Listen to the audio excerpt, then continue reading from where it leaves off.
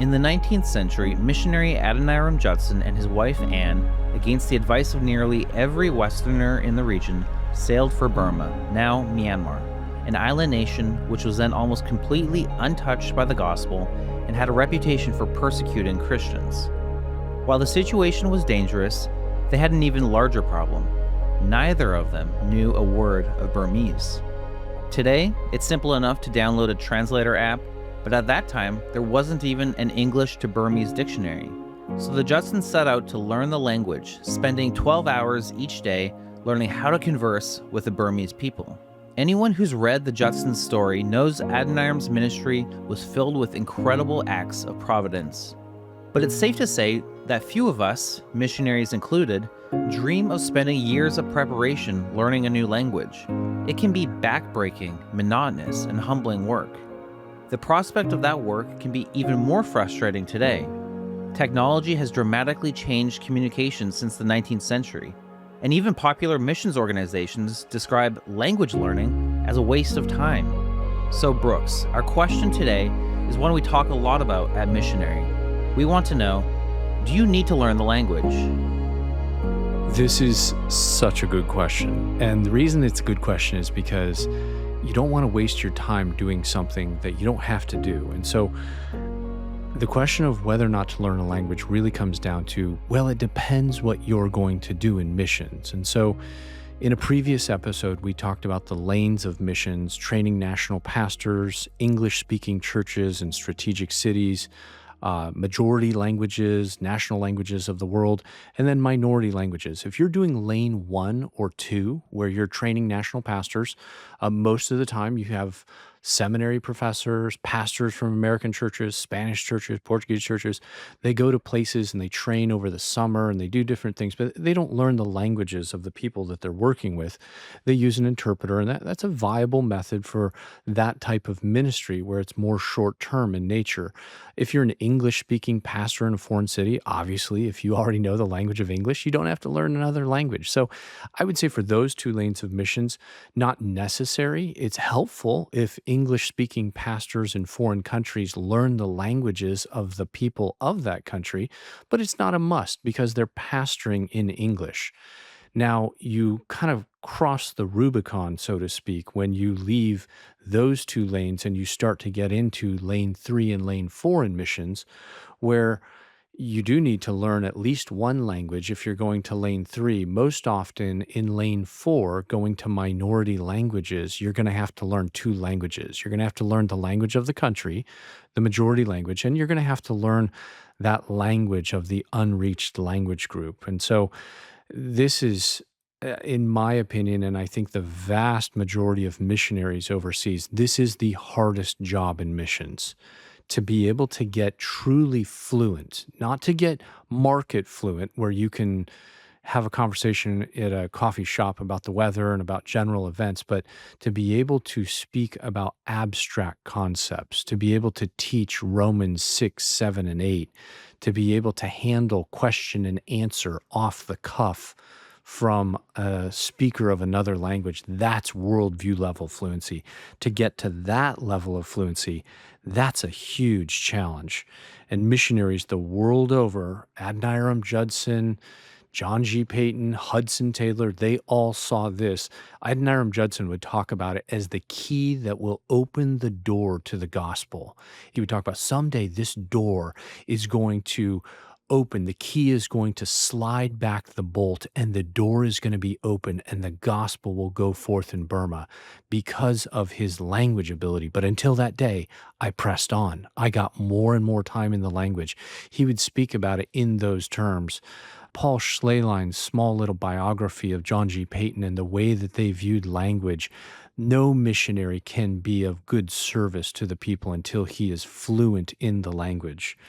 1 Corinthians 14, verses 7 and following kind of speaks to this. Paul's talking about why tongues are known languages, but then he uses an illustration from the language world so that he pounds this point home. Listen to what he says. He says this: if even lifeless instruments such as flute or harp do not give distinct notes, how will anyone know what is played?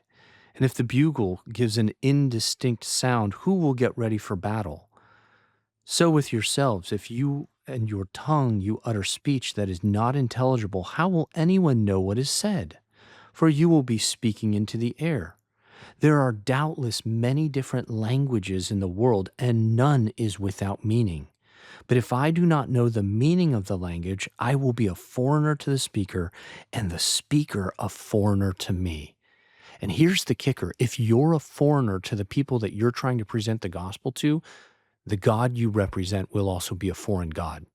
He'll always be the God of the Americans or the Germans or whatever your nationality is. He'll be those people's gods, but he'll never be their God because you're a foreigner. You're an outsider.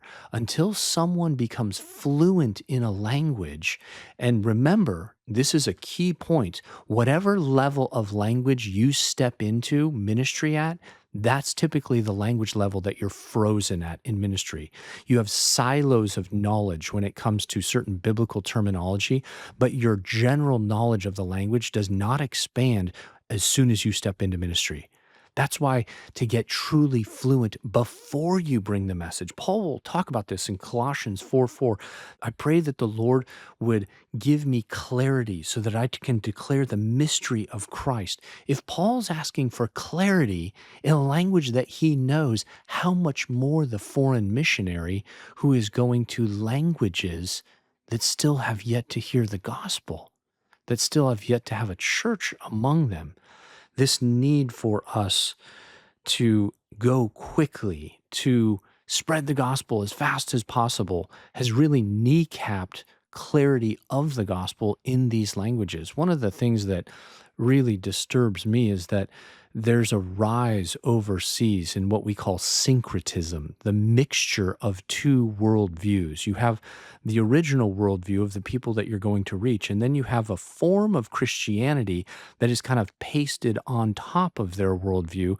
You don't get the original pushed out, you just get addition.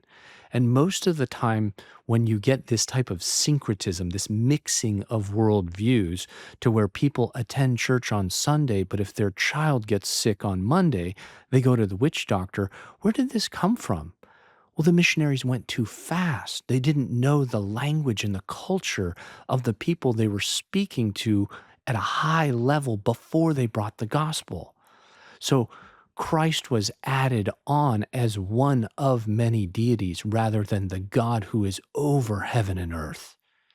This is the brutal reality when missionaries go too fast and they don't learn the language and culture of their people to a high level. So whether or not you need to learn a language depends on what lane of missions you're going into. Obviously, if you're going on a short-term trip, you're going to do some great humanitarian work, drill wells, help with human trafficking, help with businesses, microloans, whatever, those types of things.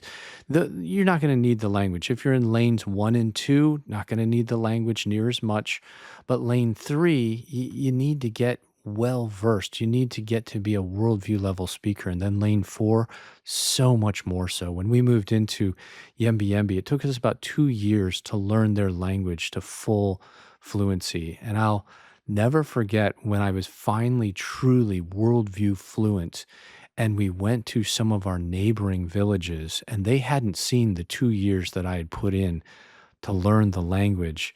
And people are just coming out of their skin. How does this 6'3" white guy know our language? How does he speak? And he knows our jokes and he knows how to tell jokes and he knows how to communicate and he knows the different genres in which we speak in. And he has our mannerisms. He has our accent. That, my friends, is worldview fluency. That's something that, man, on the back of that, you bring the gospel. Now you've got something that truly can penetrate someone's worldview and to cause them to question. Only the Spirit will bring about true conversion, will bring about a changed life from darkness to light. But if someone's got linguistic ability, if someone's got the language down, the communication of the truth, they've got the vehicle to bring that truth and to bring it directly into confrontation with the existing worldview that these people have been held in darkness many times for generations. If you're considering a call to the mission field and want to know more about language learning, visit us at missionary.com. You can also find videos and other resources on the necessity and benefit of language learning before going to the field. If you have a question you would like to hear answered on Ask Missionary, get in touch with us on social media or drop a note in the comment section. Or you can contact us through missionary.com and your question may be featured on this show. And don't forget to subscribe to the show to get notified when our next episode, Does Theology Matter on the Mission Field, airs next week. Thanks for listening.